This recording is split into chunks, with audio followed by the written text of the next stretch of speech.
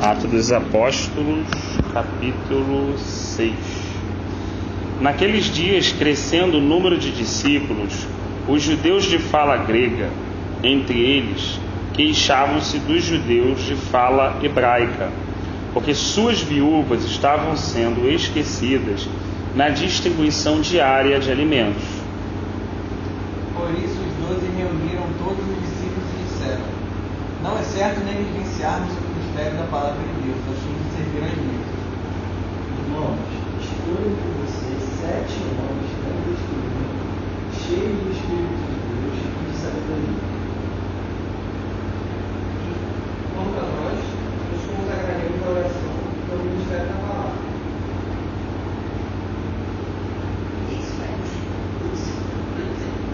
É o 5, Chico.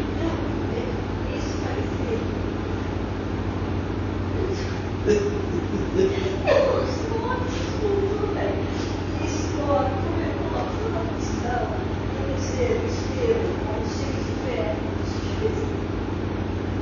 do Espírito Santo, além de Filipe, Prócoro, Nicanor, Timon, Pármenas e Nicolau, convertido ao judaísmo proveniente de Antioquia. 6. Apresentaram esses homens aos apóstolos, os quais oraram e lhes impuseram as mãos. Crescia a palavra de Deus e em Jerusalém se multiplicava muito o número dos discípulos. E grande parte dos sacerdotes obedecia à fé.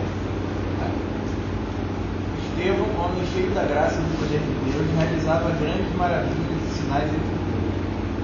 Contudo, levantou-se a oposição dos membros da chamada Sinagoga de Libertos, dos judeus de Sião e de Alexandria, bem como das províncias da Cilícia e da Ásia. Esses homens começaram a discutir com Estevão. Nosso Senhor, o destino de Deus, e ao Espírito pelo qual ele falava. E não se contaram os homens com a iniciativa, ou pedir, porque palavras conhecidas como Moisés e Moisés. Assim, declararam o povo da Senhora dos Estevas, e os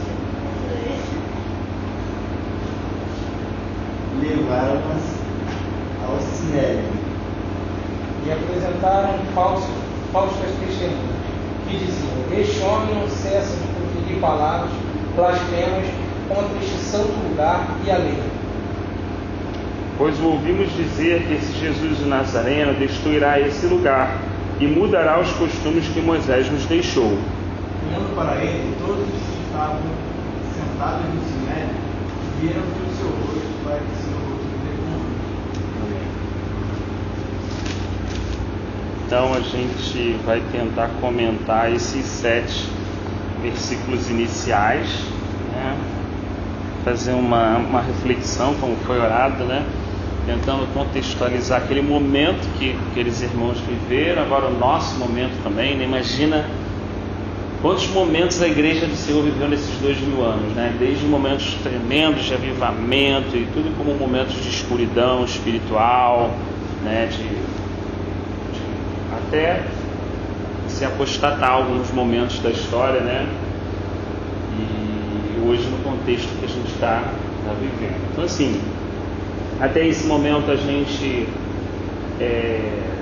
como o senhor levou a Alessandra a orar, né? Nós conseguimos ver muitas coisas saudáveis desses irmãos, coisas que eles guardaram, né? Que o Senhor ensinou e deixou, né? E eles guardavam, viviam, praticavam, né? E é bom fazer uma distinção entre, né, o que se guarda, o que se vive, o que se crê, né, com a questão um pouco da prática do dia a dia. Mas o que eu queria fazer aqui? Eu queria tentar que a gente refletisse assim: uma coisa é a questão de se apostatar da heresia, de coisas que não são fundamentos, que não são ensinos que o Senhor deixou, com problemas normais da vida diária da igreja.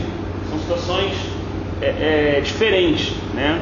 Porque muitas vezes, quando a pessoa imagina uma comunidade, uma igreja local, falando agora um pouco da igreja local, a pessoa sempre, às vezes, tem uma expectativa de perfeição, né? Assim, é muito comum, né? Hoje em dia, então, a coisa está muito até infelizmente, triste, porque a gente acaba vendo os comentários, as pessoas falam assim, não era assim, eu vou sair daqui, eu vou para outro lugar, isso e tal.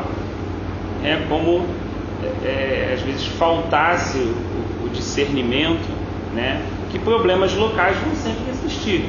Se a gente lê a carta de Paulo às igrejas, né? Seja os irmãos de Filipenses, de Corinto, que se reuniam em Roma, né? Ou se reuniam em Éfeso ou na Galácia, e depois a própria carta mesmo que o Senhor mandou João escrever ali em Apocalipse, né? 2:3, às igrejas da Ásia, a gente verifica pontos que o Senhor fala, isso encoraja, continua, confirma, e também a admoestação.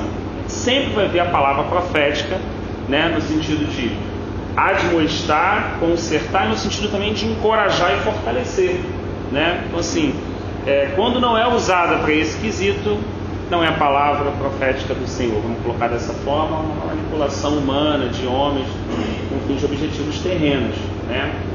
A palavra assim nos garante, né? Que o Senhor morreu pela sua noiva, pela sua igreja, a purificou, a santificou, deu a vida por ela, né? E aí quando a gente está falando da igreja, a gente está falando do corpo, quando está falando da instituição, da denominação religiosa, está falando de todas as pessoas lavadas e remidas do sangue do Cordeiro, que creram no seu coração e confessaram com os seus lábios, que receberam o Espírito de Deus, como Paulo também nos ensina na carta aos irmãos que congregavam ali em Roma. Por esse viés assim que eu queria iniciar essa reflexão hoje à noite, a gente compartilhar, todo mundo falar. E existem os problemas normais do dia a dia, problemas de relacionamento. A gente como família mesmo, né? Em casa, pode ser às vezes um pai, uma mãe, um filho, ou marido, esposa e filho, ou aqueles que ainda vivem juntos e tem um número maior. O problema de relacionamento é certo.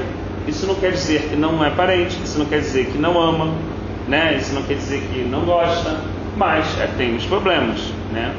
E aqui começou com os problemas diários, problemas normais da igreja, porque até esse momento, praticamente, talvez já chegasse aí, para alguns historiadores, em torno de 20 mil membros nessa grande comunidade cristã.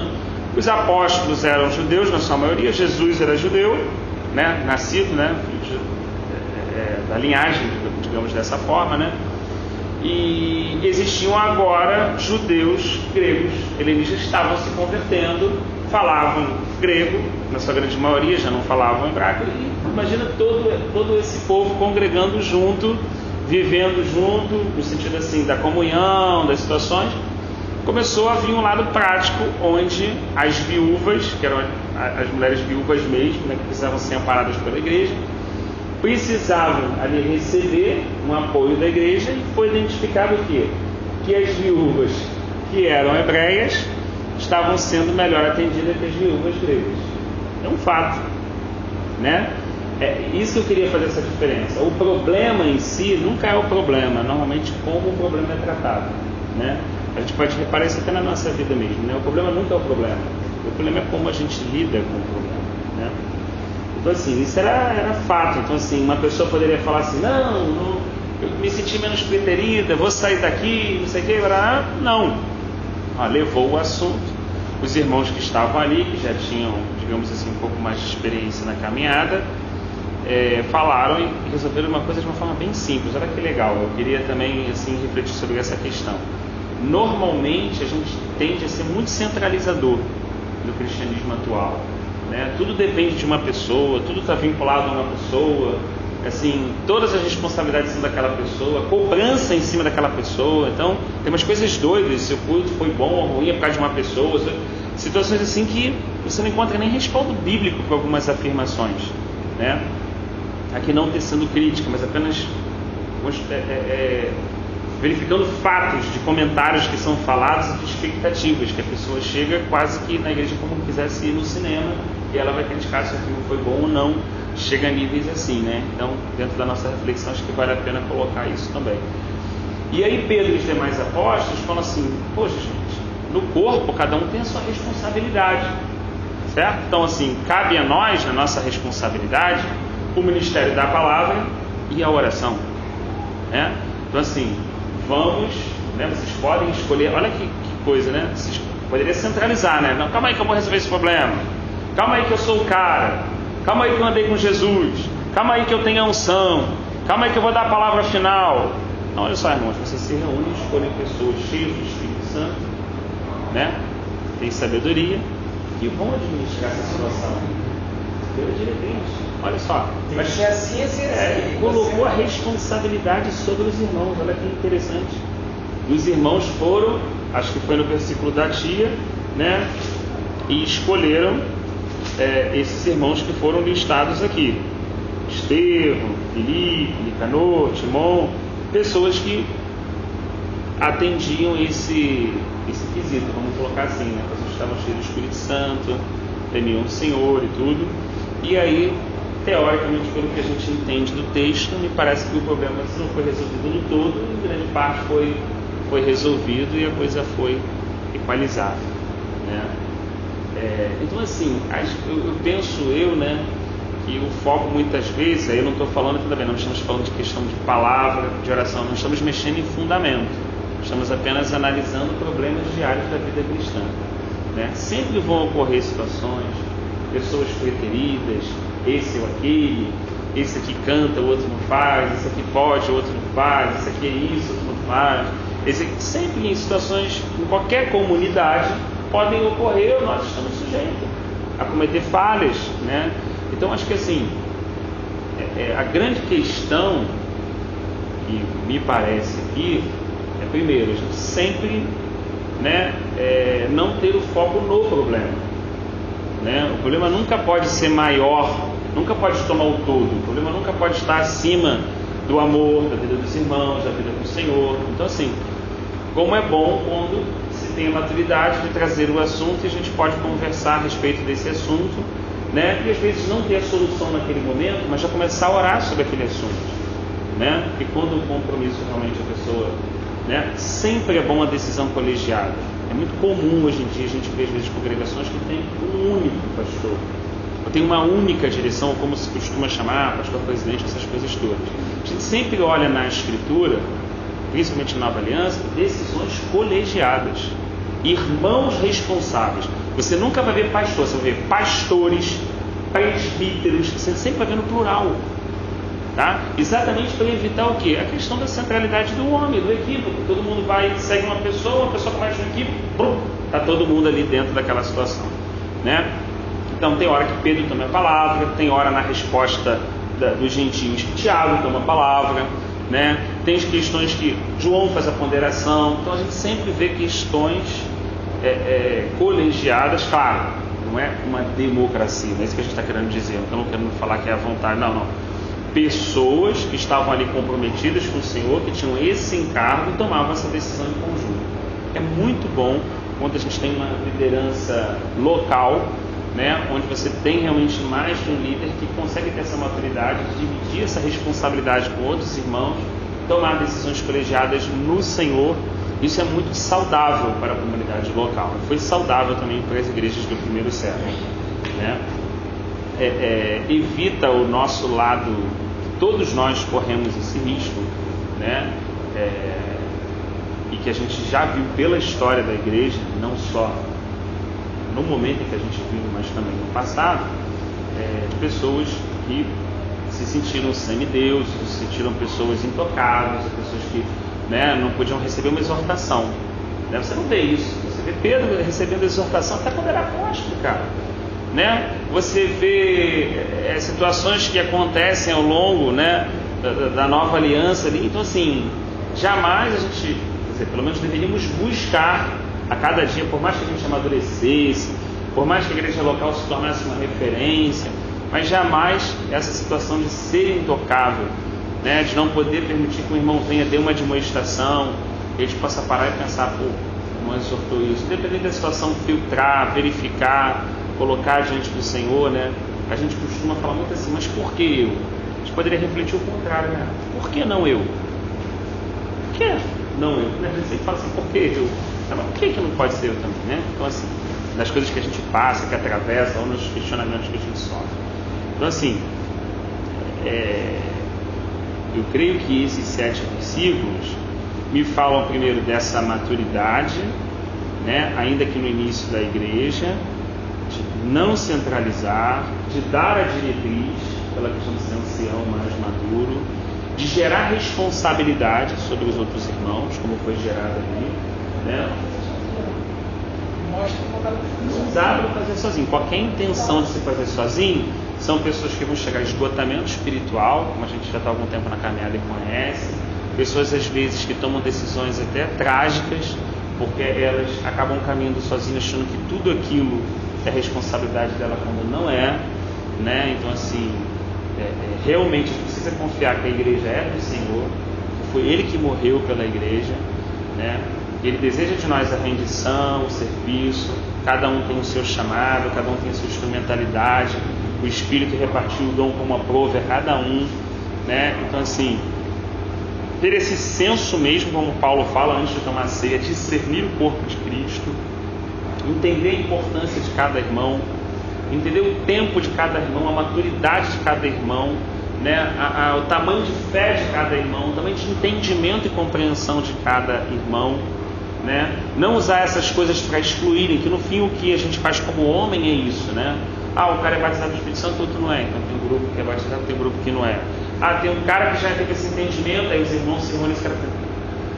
Foi isso que Paulo cortou logo no início. Não é quem é Paulo, quem é Apolo, quem é Pedro? Gente, Jesus Cristo é quem morreu por nós. Então assim, ainda bem que eu não batizei, olha o entendimento. Enquanto tem gente querendo batizar para dizer que tem muita gente, Paulo falou assim, ainda bem que eu não batizei muito, para não querer dizer que, né, tipo um seguidor, uma coisa assim. Ele já cortou essa questão de vaidade, já cortou essa questão do humanismo logo na base mesmo. Eu falo assim, tinha muita questão da facção, né? Dessa questão mesmo do grupo, da parcialidade, que é o que Tiago coloca bem, tá? Isso está na nossa carne, isso não é o outro, isso está em mim, está em nós. Então assim, uma coisa que a gente precisa do Espírito Santo agindo na nossa vida diariamente, né? Precisa realmente do Senhor, né? A obra da cruz diária na nossa caminhada cristã, né? E quanto mais a gente consegue reconhecer isso, mais a gente consegue amadurecer. Então, enquanto a gente fica relutante, né? São questões simples, né? Mas às vezes o Senhor mostra questões claras, a gente pode negar, a gente vai fazer com Pedro, não, eu não, ou isso aqui não, ou a gente pode falar, caramba, eu fui parcial mesmo, tomei uma decisão errada, poxa, eu fui invejoso mesmo, eu fui linguarudo, eu comentei a respeito daquela situação, o irmão não estava presente, ele tinha que ter o direito de estar presente, eu errei, então, irmão, foi mal e tal. Então assim, a gente repara que como é importante quando a gente chega nessa maturidade, quando a gente entende que não é a gente que está sendo envergonhado, é a nossa carne. Quando eu me humilho, quando eu falo que eu errei, quando eu coloco uma situação de frustração pessoal na minha casa, no meu casamento, na criação do meu filho, eu não estou me envergonhando, eu estou envergonhando a minha carne. Eu estou envergonhando exatamente aquilo que a minha carne quer preservar. Ela quer preservar uma reputação, ela quer preservar uma situação de ser intocável, de ser uma pessoa espiritual, e às vezes sem eu perceber, sem uma intenção direta, lá no meu subconsciente, esse tipo de comportamento está querendo buscar glorificar quem? O homem, não a Deus. A glória de Deus está exatamente no fato do poder de Deus se aperfeiçoar onde? Na fraqueza do homem, pô. Não é na fraqueza do homem? Então assim, é o fim de tudo. Então assim, é muito interessante, um exemplo que eu gostei que o irmão, colega do Sul, deu, e que é interessante mesmo. A banana, a fruta, a banana, né? Ela só pode manifestar o poder de Deus. Mas é a casca que glorifica a Deus. Porque quando você tem a casca, a banana foi comida por alguém. Alguém se alimentou. O objetivo final daquilo aconteceu. Então o primeiro não vai glorificar Deus. O primeiro vai expressar só o poder dele. O segundo não, vai glorificar. Então assim, muitas questões que nós achamos que glorifica a Deus, não glorifica, a não ser que tenha o propósito final. Então, o propósito final nunca está onde? Em si mesmo, no meio da coletividade. Então, aqueles exemplos que os irmãos gostam de botar no grupo, né? Então, a árvore não come o seu próprio fruto, o rio não bebe a sua própria água. Então, todas aquelas metáforas que são bem interessantes, que falam, nada foi criado para si mesmo. Então tudo foi criado para um fim que não é o seu próprio fim. Então não tenho nenhum órgão no meu corpo que vive para mim mesmo. Então me presta aqui, pegou? Eu filtrei, agora eu passo para você, agora você bombeia. Olha, agora você passa lá. Então quando você olha o corpo e vê aquela perfeição funcionando, não tem ninguém ali funcionando para si mesmo. Cada órgão está funcionando por quê? corpo todo, né? Para tudo. Então assim deveria ser a comunidade cristã. Eu nunca vou funcionar para mim mesmo, eu nunca teria que estar preocupado com o meu ministério e nem deveria falar meu. Quando se atinge um nível de maturidade um pouquinho maior na caminhada cristã, eu nunca vou falar meu primeiro, porque foi algo do Senhor que está compartilhado comigo. E na verdade, pouco importa se eu vou fazer 30 anos de ministério, se foi isso, se foi assado, pegar, fazer um currículo, tudo o que aconteceu. Olha, meu irmão, a gente está estudando há 20 anos, faz isso, faz aquilo. Nunca deveria ter esse fim, porque tudo isso deve ser feito para quê? O corpo. Só tem sentido se desaguar no corpo. Só tem sentido se for para edificar o quê? O corpo, aquilo que Paulo fala. Ah, mas os ministérios, apóstolos, profetas, evangelistas, pastores e mestres, não é para que cheguemos à plena varonilidade?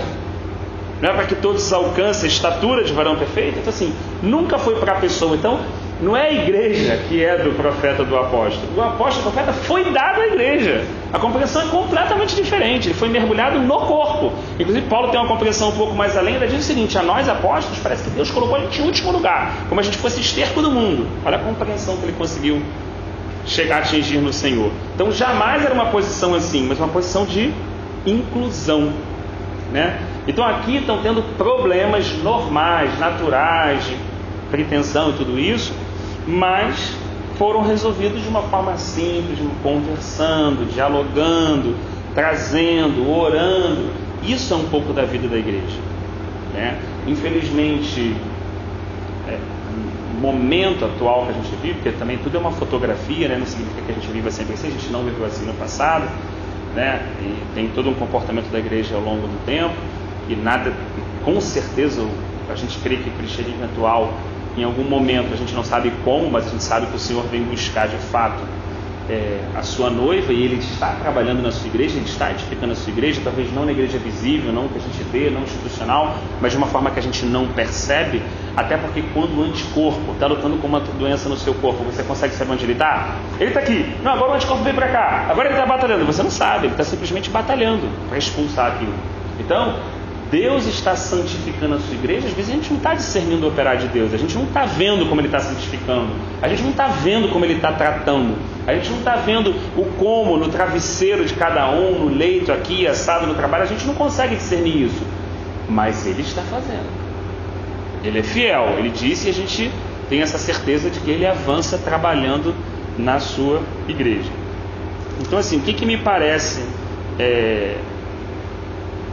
de interessante nesse início aqui, né?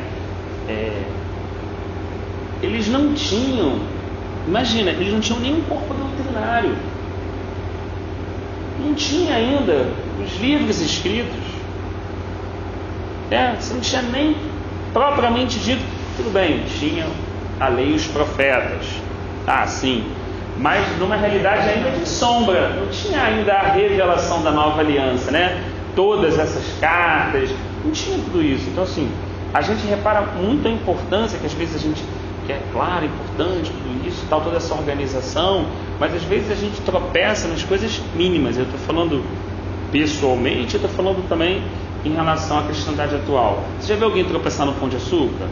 Não. O cara tropeça numa diferença de calçada de meio centímetro, de 1 centímetro. Então, às vezes, o nosso erro não está numa coisa tão gigante como a gente coloca no erro. Às vezes está ligado simples, num processo simples como esse. Dos irmãos virem e conversar, poxa, irmão, não vamos deixar isso fomentar, vamos deixar isso virar uma raiz de amargura, comenta aqui, comenta ali, daqui a pouco, está tudo ruim, vamos conversar aqui, o que está acontecendo? É isso, vamos resolver então no Senhor. Nós somos uma família, vamos tentar resolver. Fala o que você pensa, não precisa agredir ninguém, mas fala o que você pensa sincero. Irmão, fala o que você pensa, vamos sentar, vamos orar. As coisas são tratadas na verdade, o Senhor nos ensinou a tratar as coisas na verdade. Não adianta eu sair daqui e comentar alguma coisa com alguém, isso, aquilo e tal, você comentar, porque nós somos um corpo. Então assim, se um está mal, todo mundo vai estar mal. Às vezes a gente está um pouquinho cabisbaixo e tudo, não consegue entender que muitas vezes não é nem relativo à nossa própria vida. Pode ter alguém no corpo adoecido e a gente está sentindo aquilo, que é corpo mesmo. A gente você pode achar que isso não é madeira, você pode jurar que isso não é madeira, você pode escrever uma carta que isso não é madeira, você pode montar uma tese que isso é madeira, nada vai mudar a realidade se isso é uma madeira. Eu posso acreditar que eu posso ter uma vida sozinho, eu posso orar com Deus, eu posso estar no meu quarto, eu posso ser isso, eu posso buscar no monte. Posso achar o que eu quiser, nada muda a realidade que eu sou corpo, e que se o corpo padece, uma pessoa padece, a Escritura diz que todo o corpo padece. Isso é uma realidade, é inegável. Então assim, ao mesmo tempo que é importantíssimo o relacionamento individual com Deus, a nossa oração com o Senhor, nosso relacionamento é importantíssimo, eu acredito que todos de forma unânime aqui vão concordar que nós oramos em casa, mas não é diferente quando a gente ora em grupo? Não é diferente quando a igreja ora? Claro que é. É importantíssimo a gente ler a palavra, estudar e tal, mas não é importantíssimo a gente ter comunhão? Quando a gente tem comunhão, quando a gente está junto, não é um aspecto? Então assim, são aspectos que não podem ser excluídos e não podem ser substituídos. Então é muito importante, né?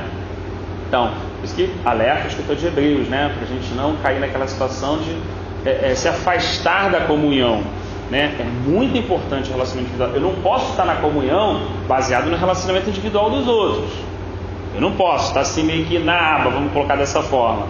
Mas eu também não posso me isolar e achar que Deus tem isso como fim em si mesmo. Porque imagina, Ele deu o único filho dele, o único filho dele se tornar o quê? Primogênito entre muitos. Então a gente está falando de família. Então qualquer raciocínio carnal que me leve a ter uma vida sozinha, individual, é satânico. Deus não está nisso. Deus diz o quê? Que olha como é preciosa a vida dos irmãos que vivem juntos em união. Então não tem como eu querer viver uma vida à parte.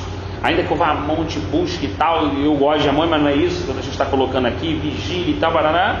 Ótimo, mas eu não posso ter uma vida separada do corpo. Eu preciso estar com os irmãos, eu preciso ter responsabilidade com os irmãos, preciso estar em comunhão, comungando com os irmãos. Mas assim, isso é um equilíbrio, né? Nem muito para um lado, também nem muito para o outro. A gente está tentando fazer uma reflexão equilibrada nesse sentido, né? Da importância de todos esses aspectos. E olha, decisões muito simples, né? Muito verdadeira. Então assim, é muito importante, acho que foi até João falou isso na outra segunda-feira, a gente não ter esse ambiente político dentro da igreja. O que é o político? É o que fala, promete aqui, ali, joga aqui. Assim, é muito importante a igreja viver realmente um relacionamento de sinceridade, de clareza. Isso não significa que a gente não vai discutir. A gente vai discutir, né? O problema é discutir? Não é discutir. Quem é casado há muito tempo sabe? Discute, paga aqui e dali. O problema não é esse. Não é a briga em si. O problema é o objetivo. No final, Rodrigão, você quer Cristo? Eu também quero Cristo. Então, meu irmão, Ele vai parar você e eu. A gente vai estar junto. Eu estou brigando com a minha mulher. Depois discutir a noite toda com a minha mulher. No final, assim, você quer Cristo? Eu também quero Cristo. Então, meu irmão, Ele vai cortar para você e vai cortar para mim. Ele vai parar as tuas arestas e vai parar a minha também. Porque no final não tem por onde a gente correr. Não é um mundo de fada hollywoodiana. Nós não estamos falando de um filme. Não estamos falando de um final feliz. Nós estamos falando de uma promessa. Nós estamos falando de algo real que aconteceu naquela cruz. Nós esperamos algo concreto, que é essa volta, que é uma realidade.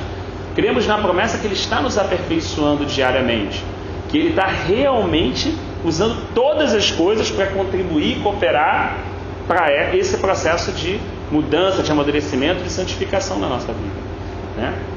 Então assim, penso eu que esse primeiro momento ele possa levar a gente a fazer alguns tipos de reflexão, e não assim do todo, né, como a gente falou, mas mais do que está assim na nossa esfera, que a gente possa tomar de atitude, né? Como é que eu posso exercitar isso? Como é que eu posso praticar isso, né? São coisas aparentemente simples, só que mexem com situações nossas complicadas, né? Então assim, quando você vai para o todo, muitas situações tem, né? Então eu posso, na hora de um alimento e tal, isso é uma coisa muito... Eu posso de repente botar mais comida para mim, para o meu filho, do que para o... Sei que o João não tem filho ainda, mas do que para o filho do João. Olha que coisa interessante. O que isso vai demonstrar? Um aspecto que, apesar de eu ter o meu filho, eu jamais posso ter o meu filho acima do filho do João. Isso hoje dá uma confusão danada falar isso, né? Ninguém gosta de ouvir isso, mas a verdade é que ainda que eu tenha minha família de sangue, tá? Existe uma família que foi firmada num sangue maior, que é a família que vai viver realmente com o Senhor eternamente.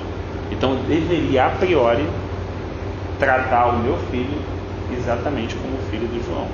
E no que diz o tratamento com os irmãos, eu deveria considerar o meu irmão maior do que eu. É isso que a Bíblia diz. Ponto. Qualquer outra filosofia, defesa, por causa de problemas, experiências, expectativas frustradas, né, decepções, traições, eu queira tomar um caminho diferente, uma opção minha.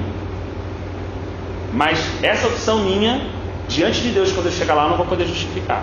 Não, eu fiz isso porque quem vai conseguir justificar alguma coisa da sua vida diante do homem da mão furada?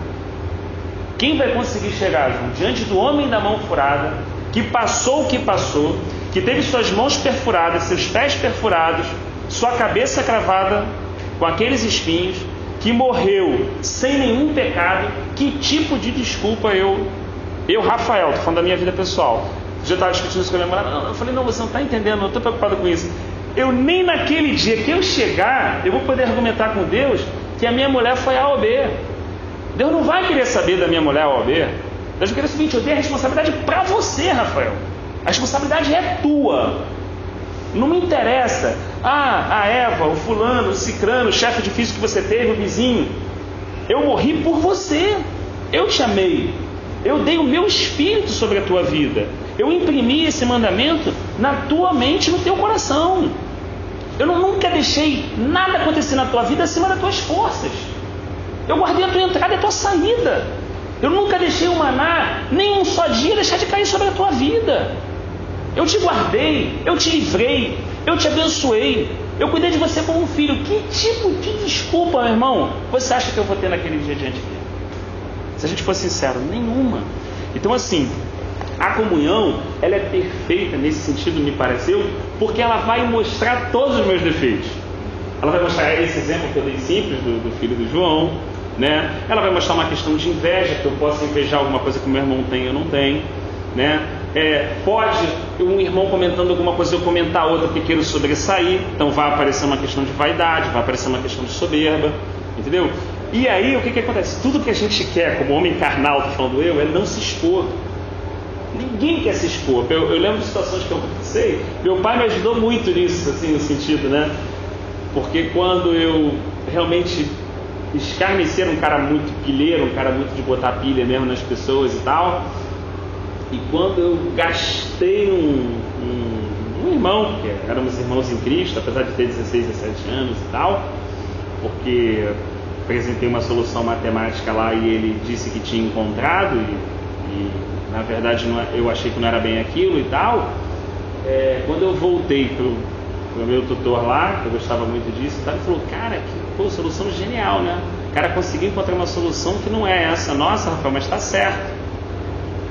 E aí eu fiquei pensando em tudo que eu tinha dito pro cara, como eu tinha esculachado ele, como eu tinha acabado com ele, e o cara estava certo. Agora só eu sabia que o cara estava certo. E o cara estava naquela situação, todo mundo na minha onda. Rapaz, quando eu cheguei em casa com meu pai soube disso, ele falou assim, agora tu vai juntar todo mundo que estava lá naquele dia e você vai falar.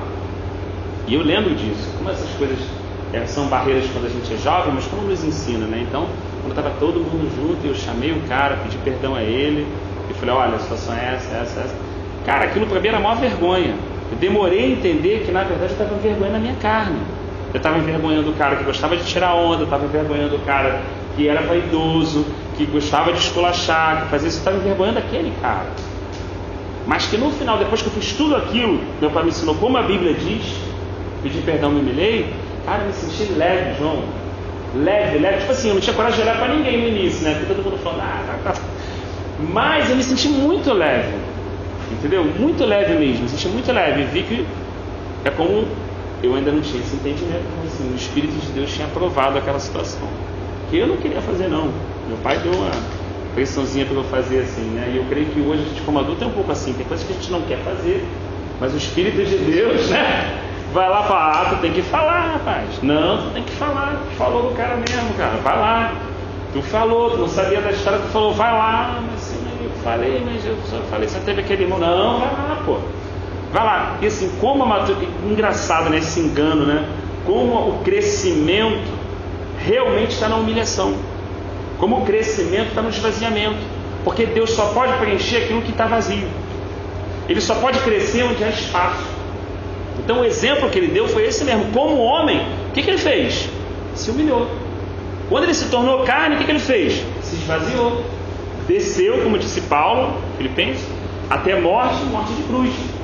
Humilhante, né? Morte de cruz. Então assim, a comunhão ela é boa em todos esses aspectos. Muitas coisas aparecem.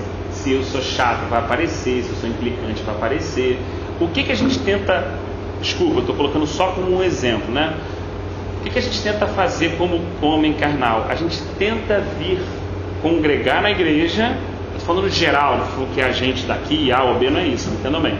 A gente tenta vir congregar na igreja, cantar, adorar, ler a palavra, mas tentar deixar que o mínimo da gente participe disso, a gente seja invadido pelo mínimo possível, para preservar o quê? A nossa imagem e a situação nossa pessoal, né?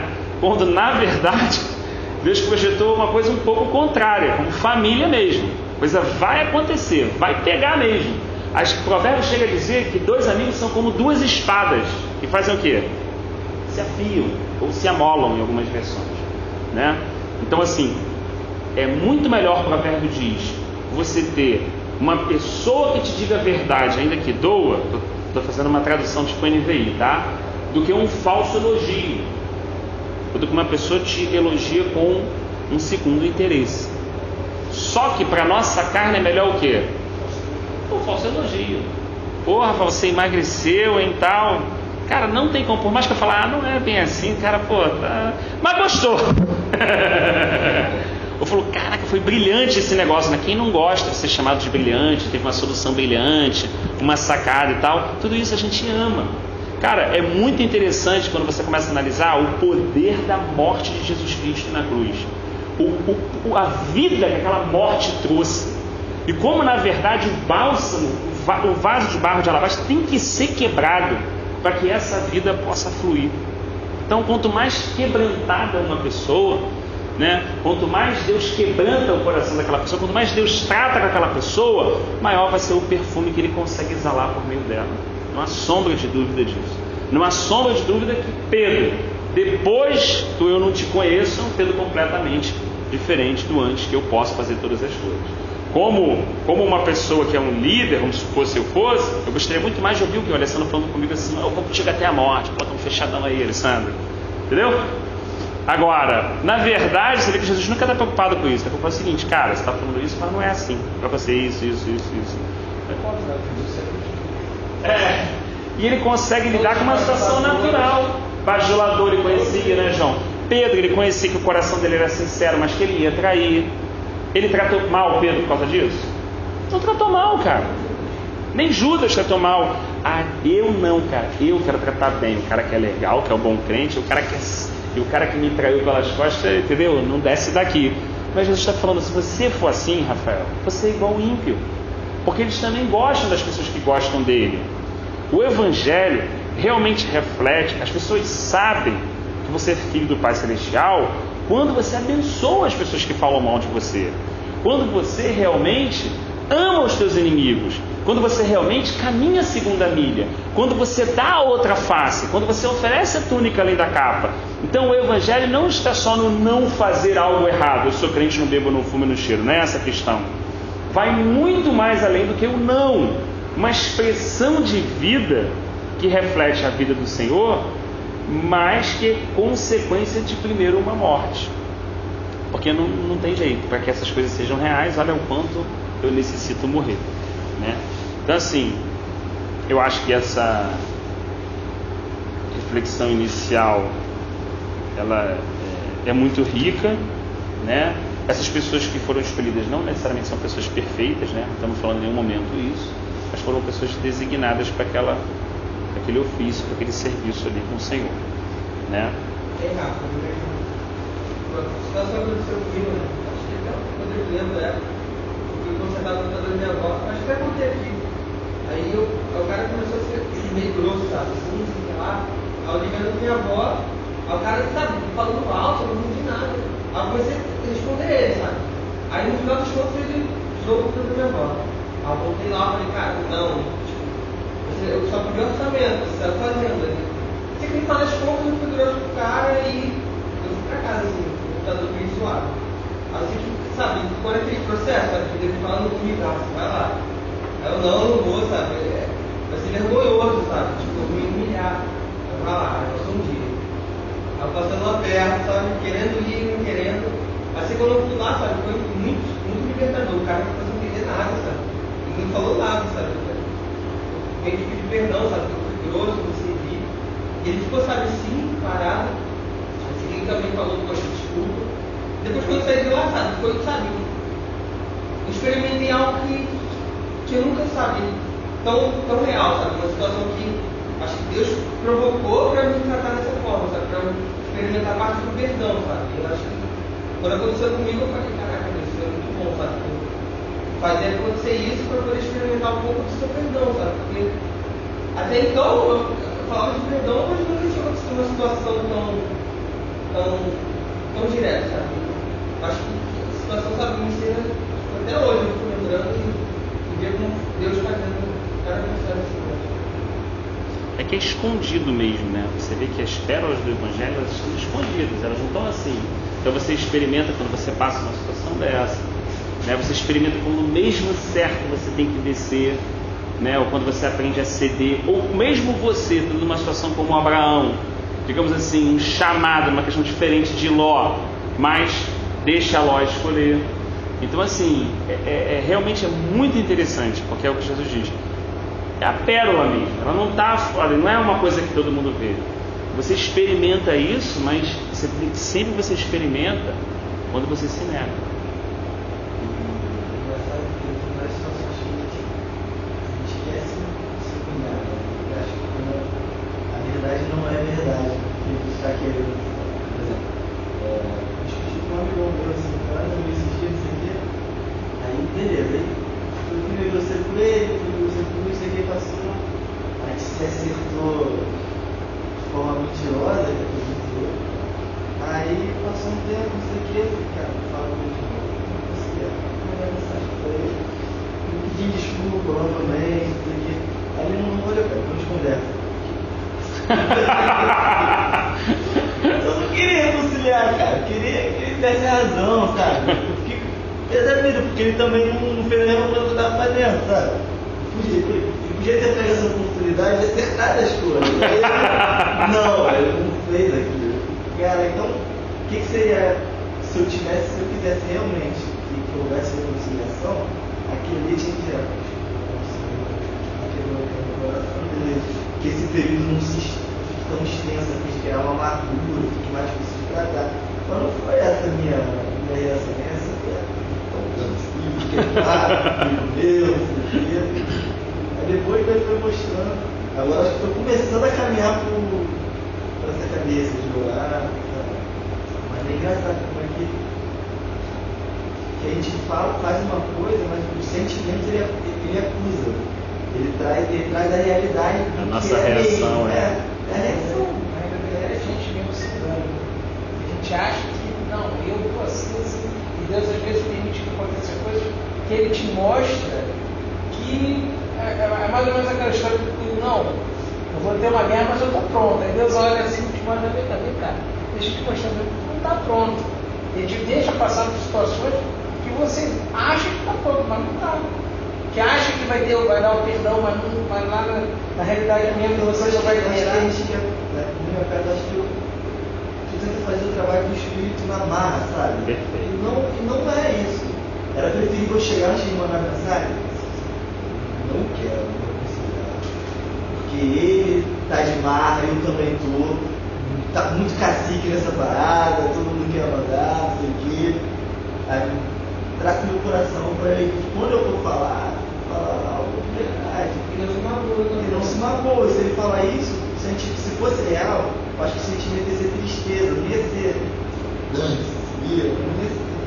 eu acho que geralmente acontece isso. Eu não quero fazer. Quando eu não aceito a limitação que está imposta no meu coração, que seja para pedir perdão, que seja para ser humilde, que seja para me rebaixar, que seja para falar manso. Quando eu não aceito isso, que é me amar, aí claro que não vai dar certo. Não pode dar certo. Não dá. Vocês falando, eu lembrei de um escritor de Hebreus que diz uma coisa que sempre mexeu muito comigo desde jovem. Diz assim: o sangue de Abel clama por justiça, mas o sangue de Jesus Cristo clama por perdão. Então assim, muitas vezes na minha vida eu vi que em situações eu vivi o Abel. Tá? Eu quero justiça, mano. Eu tô aqui, pô. Eu ofereci o meu, entendeu? O cara 7 ofereceu, Deus se agradou de mim, ou seja, a gente usa ainda até, olha só que coisa interessante, a gente usa até o nosso relacionamento com Deus, a gente usa até o nosso testemunho favorável, até a nossa fidelidade a Deus, para cobrar Deus uma justiça que é humana. Então, assim, isso é uma coisa que sempre mexeu muito comigo. E Cristo, sendo quem é, o justo e o justificador, né? Alguém poderia se dizer no prumo impecável em todos os aspectos, o Cordeiro de Deus que tira o pecado do mundo, né? Se fez justiça por nós. Então assim, o sangue dele clamava perdão, tenha misericórdia deles, não impute sobre eles, desculpa esses pecados, porque eles não sabem o que fazem. Então assim, eu realmente, quando eu tento olhar para a minha vida pessoal, o cristianismo que eu vivo, o relacionamento que tenho com o Senhor, eu vou ser sincero que no meu dia a dia hoje, segunda, terça, quarta, muitas vezes, cara, não é essa minha assim, pô, Senhor, perdoa, não sabe o que falou, como você falou. Eu não consigo isso ainda, eu acho como você age, Rodrigão. Pô, o cara tá de brincadeira, meu irmão, tô me matando aqui, o cara não quer nada. Eu vou, fico até de madrugada, a gente ora e tal, pô, o cara não quer nada, meu irmão, tá de onda. Aí chega no dia seguinte, pô, tá zoando. Então assim, caraca, quando eu vejo olhando, Deus olhando, vendo um povo agindo daquele forma, sendo paciente, amoroso, olhando para a minha vida, o quanto Deus foi paciente comigo, amoroso comigo e tal, né? Deveria no meu coração ter esse sentimento aí que você falou, por esse meu amigo, por esse meu irmão, por essa pessoa que eu estou cuidando, de falar assim, puxa, vai chegar lá, o Espírito vai chegar lá, o Senhor vai chegar lá, vai ter vitória sobre ele, entendeu? Mas na verdade aparece o que nesse momento? Como o João falou, aparece outro sentimento, me denuncia outro sentimento. Como até Paulo, tá? Com toda a sua maturidade, quando brigou com Barnabé por causa de João Marcos, entendeu? E caiu no pau, e aí ele acabou indo com Silas e João com Barnabé, teve um conflito, vamos colocar dessa forma. Olha que legal, hein? Mesmo que houve um conflito e tudo, mas logo depois Paulo escreve o quê? Agora eu vou anunciar a vocês um caminho mais excelente, ainda que eu fale a língua dos anjos, ainda que eu conheça todos os mistérios, toda a fé, dele, ele manda voltar, depois, toda a ciência, ainda que eu dê o meu corpo para ser queimado, e dê todos os meus bens aos pobres, aí você faça tudo isso e não tem amor, não adianta absolutamente nada. Meu cristianismo é vão, é furado, porque realmente ele entendeu assim, Jesus Cristo, meu irmão, não veio aqui com lei, Torá, 1 milhão de coisas. Ele só falou assim, ó, ame o teu Deus acima de todas as coisas, e o teu próximo como a ti mesmo. E lá no final, ainda resume assim, ó, amem-se uns aos outros como eu vos amei. Acabou. Esse mandamento que ele deu, meu irmão, rebentou com a gente. Por quê? Rebentou com a gente para a nossa carne, tá? Logicamente, é uma benção. Rebentou com a nossa carne. Por quê? Eu falei assim, pô, não traí minha mulher, não tô pegando ninguém, pô, faço tudo, eu dou o dízimo, eu oro. Pô, Alessandro, estou andando ali, estou me esforçando, meu irmão, estou fazendo tudo como um bom crente. Você vê que esse caminho é satânico, cara. Pô, olha só como é que parece uma coisa boa, mas ele é satânico. Porque no fundo, meu comentário não deveria ser esse, como aquele cara, deveria bater no peito e falar assim, tem misericórdia do seu pecado, obrigado porque o Senhor tem guardado meu casamento, obrigado porque o Senhor tem me mantido até agora, obrigado porque se eu caminhei até aqui, Ebenezer, o Senhor tem sido conosco. A tua graça tem sido suficiente sobre a minha vida. O Senhor tem livrado, tem mandado o anjo para não tropeçar. É o Senhor que tem operado, é o Senhor que tem feito tanto querer como realizar. É o Senhor que está sobre mim, na minha frente, na minha retaguarda. Então assim, o quebrantamento do meu coração deveria levar sempre a uma gratidão por um Deus que age em todos e por todos. Essa é a grande verdade, né? E que nos amou a ponto de mandar o seu único filho para morrer por nós. Então assim, é isso que quando eu tento apresentar o meu belo cristianismo, vem a mensagem da cruz e quebra com tudo. quando eu tento mostrar o meu currículo, ou o que eu fiz, que eu ajudei, que eu socorri, vem a cruz e mostra ali, ó, aquele homem é justo, não devia estar ali. Ele é santo, ele está ali por sua causa, Rafael. A mão dele, o pé dele foi furado, Rafael Miranda, por sua causa, por causa da sua transgressão. Isso é o que Paulo fala, isso é um escândalo, meu irmão, isso é um escândalo para o judeu e para o grego. Porque você fala assim, caraca, meu irmão, então para ele estar ali eu sou muito ruim. Quando você se batiza, é isso inclusive, né? Muitas pessoas descem água sem essa consciência, que eu estou, né, sendo incluso na morte dele, para poder viver a vida dele, né? E poder um dia, pela graça de Deus, dizer, não vivo mais eu, mas Cristo vive em mim. Então assim, é muito comum, como o João colocou, e assim na nossa vida, como a gente precisa do Espírito de Deus para a gente não se enganar, não se auto-enganar. Entendeu? Porque aquilo, o cara que está no mundo, ele já está consciente. E ele foi cristão, ele sabe, martela todo dia, meu. Martela todo dia, a gente sabe como é. A gente sabe como é, martela todo dia. Agora, quando a gente está naquele justo, vindo a culto, fazendo tudo, baraná, a chance da gente não perceber ou se esquecer que depende de Deus, que depende do Espírito Santo, cara, que não é melhor que o maluco que hoje está aloprando, porque tudo anda. Daqui a pouco eu posso estar aloprando, outro maluco está andando na fé. Então assim, quem me impede de aloprar é o Senhor. Quem me impede de no dia seguinte chutar o balde é o Senhor. Então assim, na verdade, em vez de fazer um caminho assim, o Evangelho propõe um caminho como? Assim. Onde é o lugar que a gente está mais guardado? Aos pés dele, no chão. Quando chove, a água vai para onde? O lugar mais fundo. Como a graça de Deus, que preenche sempre o quê? Os maiores pecadores. Não no sentido do maior pecador, entenda bem, do cara que fez grandes coisas ruins, mas da pessoa que se enxerga com uma grande dívida. Porque você pode ter um cara, às vezes, que até aloprou mais que outro, mas na verdade esse cara consegue se enxergar pior do que esse. Olha só, Paulo, sendo um apóstolo, escrevendo 2/3 do Novo Testamento, fazendo tudo, falou assim, dos pecadores eu sou o pior. Gente, humanamente, carnalmente, eu poderia dizer que tem gente pior que ele. Com certeza podemos estar, pelo menos o Alexandre, né? O ferroeiro lá, o cara, né? O latoeiro, né? No mínimo, para começar, para ele ter uma lista. Você está em Corinto então, mas não é a questão do que faz. A gente não está falando do pecados no plural, como consequência do que nós estamos falando de pecado no singular, relacionada à iniquidade. A raiz, minha filha perguntou isso, 3 aninhos até perguntou assim, eu falei assim, Deus é bom. Ela falou assim, papai, por que Deus é bom? Parei, pensei, ela tem 3 anos, eu falei assim, filha, porque Deus, ele é assim no coração dele, né? Ele escolheu ser bom, só ele é bom, né? Eu não sou bom por causa do pecado. Mas ela, o que é pecado? Aí eu falei assim, filha, pecado é uma coisa que fica na gente, tentando sempre fazer com que a gente desobedeça, sempre que a gente faça pirraça, digo não, sabe, que leve a gente a fazer coisas erradas, né? Isso é o pecado. Por que o pecado faz isso? Caraca, meu, que conversa difícil. Ela tem 3 anos. Eu falei assim, melhor estar segunda-feira com os irmãos. O vocabulário daquela linha. Não, e o interessante, eu estava vendo que aquilo não era para ela. Aquilo era para mim, pô. Eu demorei a entender isso. Eu falei assim, caramba, que pegadinha, Senhor. Estou achando aqui que eu estou procurando as palavras certas para explicar para minha filha. E na verdade, buscando encontrar essas palavras, o Senhor está falando comigo, não com ela. Que aí eu falei assim, é por isso, mas por quê? Aí eu expliquei de Adão e tal. Ela falou assim, mas por que Jesus fez isso e tal? Eu falei assim, caraca. Mas assim, sabe, no aspecto central é muito essa questão. Deus quer que a coisa venha à tona. O que ele falou lá no Salmo 51, Davi? Eu aprendi que tu amas a verdade no recôndito do coração do homem. Então o que o Senhor quer? Não é algo bonitinho dele, o Senhor quer a verdade.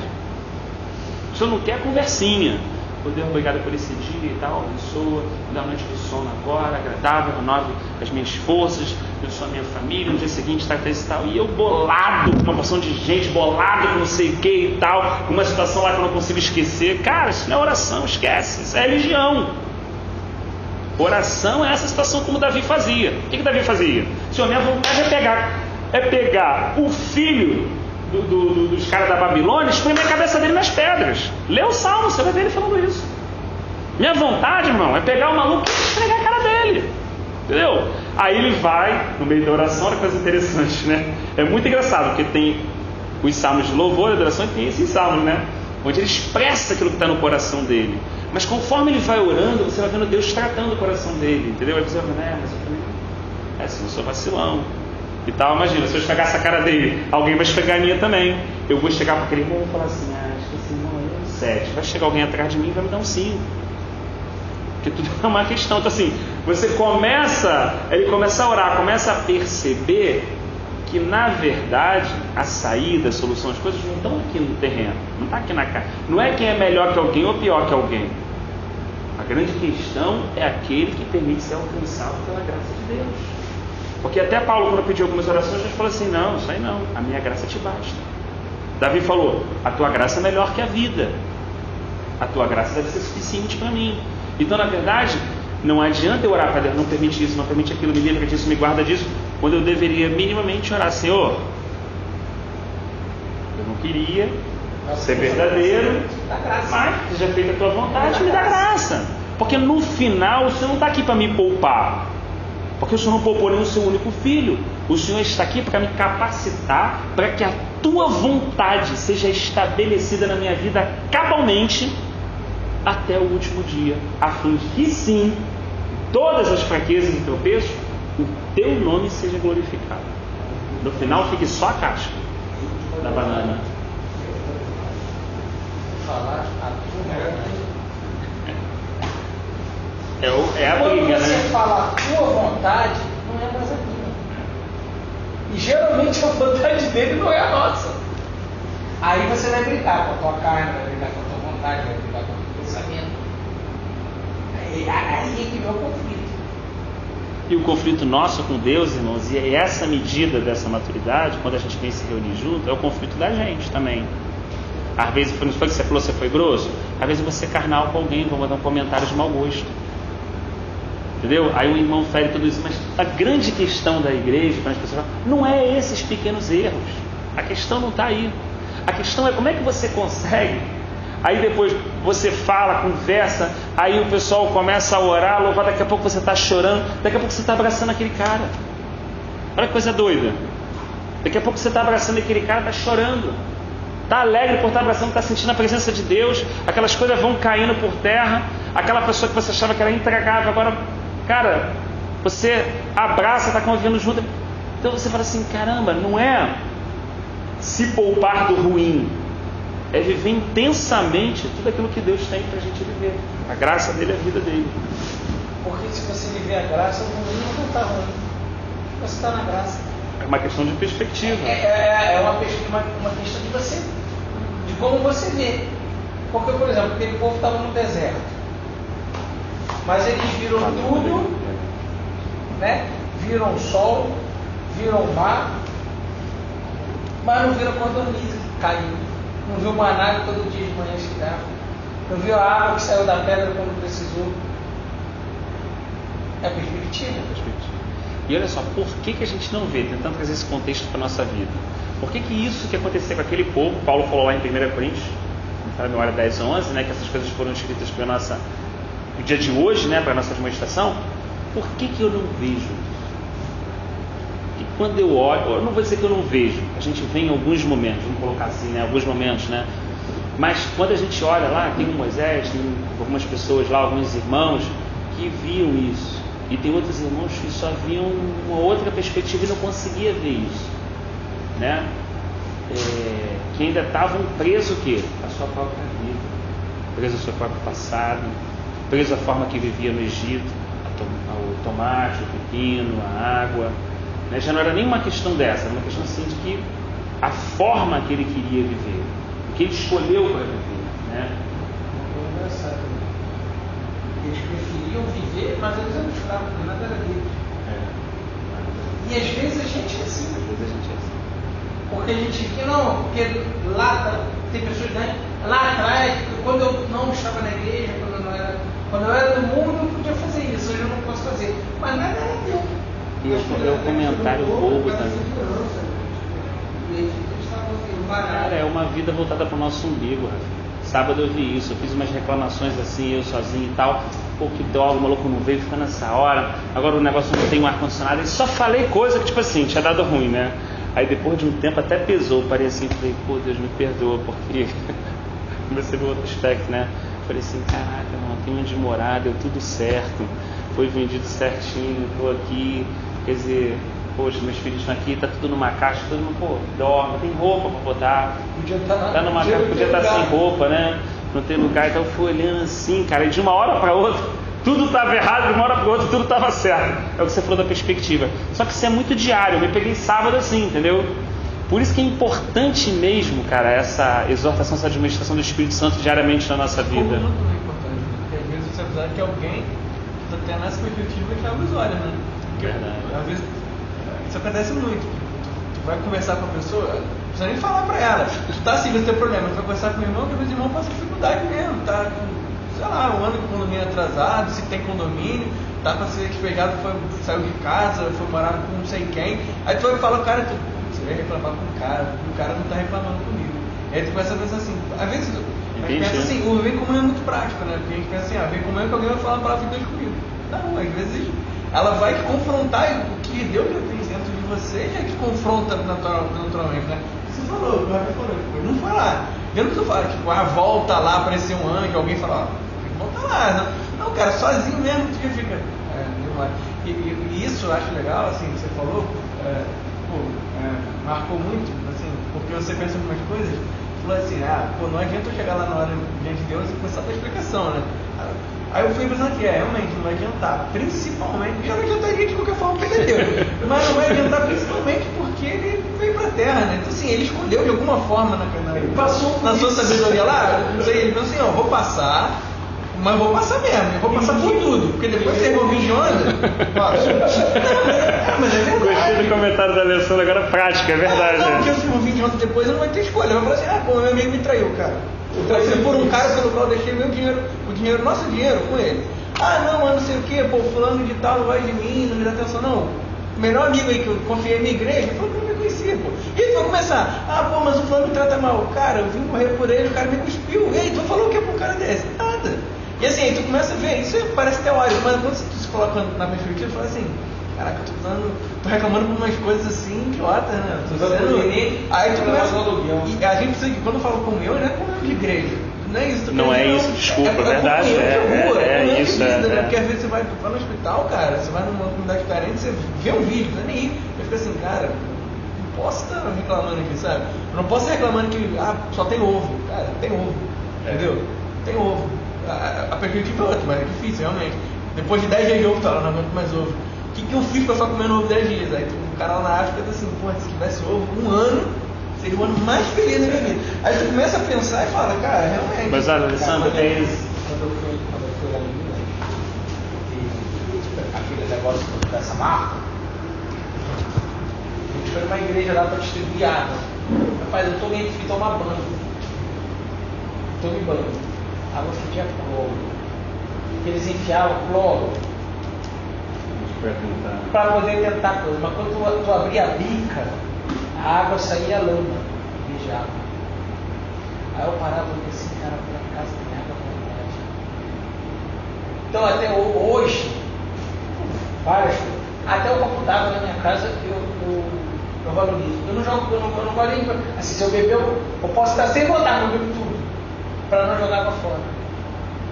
Essa questão da perspectiva. Aí eu posso ver se claro. Eu vou dar um spoiler que a gente vai ler daqui a um mês, sei lá, é Atos 8, 32, ele fala assim, o eunuco, naquela passagem do Filipe do eunuco, ele fala assim, o eunuco estava lendo essa passagem da Escritura.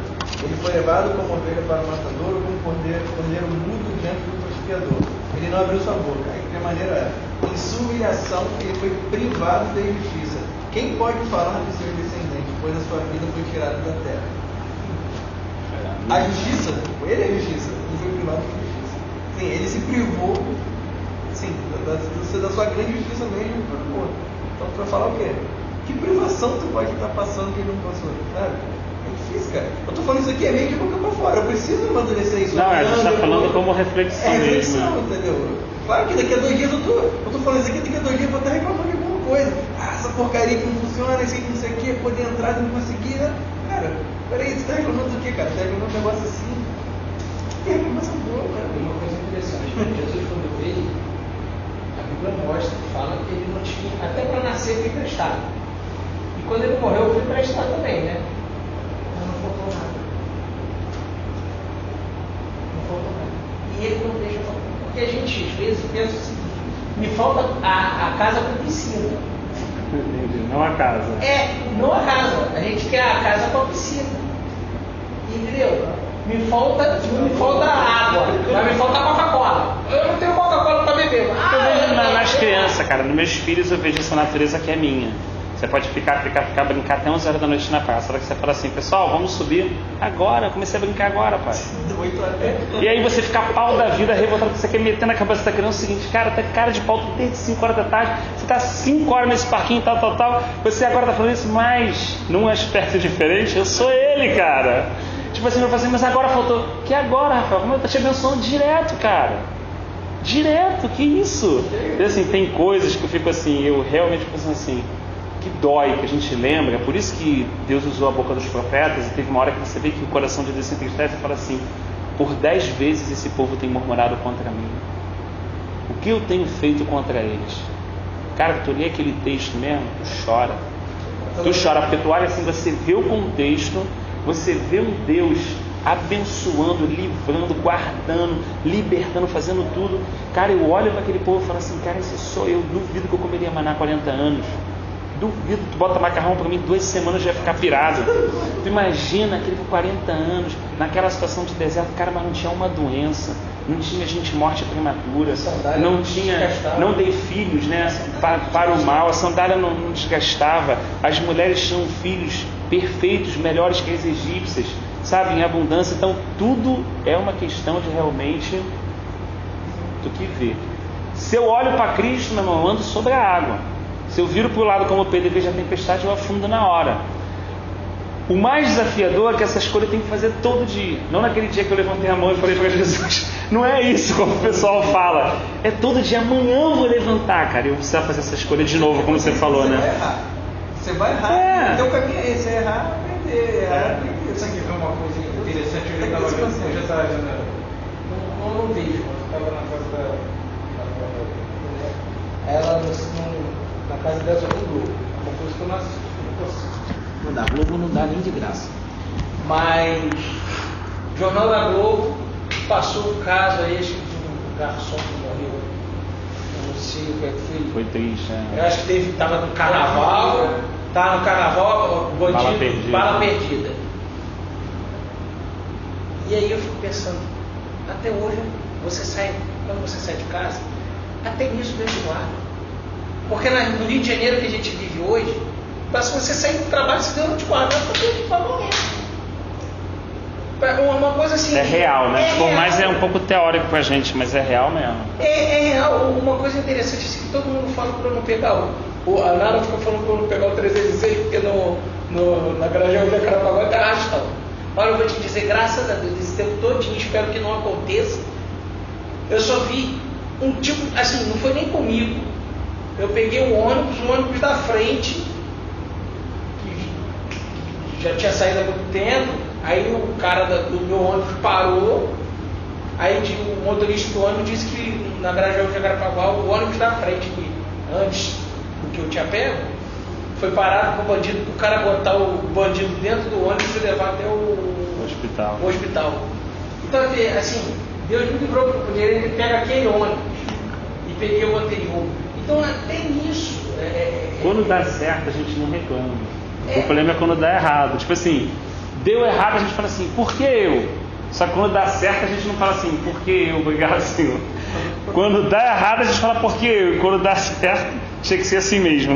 Se você vê que dá errado, foi mesmo assim, né? Então você não tem direito de reclamar. Não temos. Se você também dá errado, então primeiro é tchau, vamos pra lá, sei lá, vamos responder ele. Se você vê que dá errado pra ele, isso. E essa sensação de ser feliz, irmãos, é uma coisa muito atual, tá? E que a gente precisa muito colocar diante do Senhor. Porque por causa daquilo que eu vou ser feliz, eu quero ser feliz, muita gente está indo para a morte. Está fazendo escolhas terríveis por querer ser feliz. Entendeu? Quando na verdade Deus me chamou para estar em Cristo. Aí eu vou fazer uma pergunta: Jeremias era feliz? Eu acredito que não carnalmente. Não carnalmente ele era feliz assim. Carnalmente que eu digo assim, pá, aquela questão toda. Ele viveu uma situação diferente. Mas eu creio que no Senhor ele era feliz. Paulo, no Senhor ele era feliz. Então como é que eu quero ser feliz no sentido de todas as coisas darem certas? Entendeu? Por que Jacó teve uma filha violentada e era um patriarca de Deus? E a filha dele foi estuprada. Está entendendo? Aí você pega, por que a filha de Davi passou por isso? Por que a irmã de Moisés? Começa a olhar a escritura por um outro aspecto, já que a gente está falando dessa questão. Né? Então assim, quando a gente fala assim, não, mas por que eu? Mas calma aí, por que não eu? Por que eu sou tão especial que acho que não devo passar isso? São situações difíceis da gente, né? Fala assim, mas Deus, mas eu tenho um filho especial, mas tá bom, mas por que eu seria tão especial a ponto de não ter uma situação dessa? Eu sei que é um pouco que nenhum de nós, inclusive eu, gosta de ouvir isso, mas acho que é saudável no Senhor com amor a gente ouvir isso nesse seguinte sentido, porque assim, cara, a gente no Senhor, irmão, pode ser muito feliz mesmo com situações extremamente adversas. Tem pessoas que transbordaram de alegria mesmo. Não só biblicamente a gente poderia citar pessoas realizadas como José, que até perdoou os irmãos com essa situação, ou pessoas que a gente ouviu um testemunho.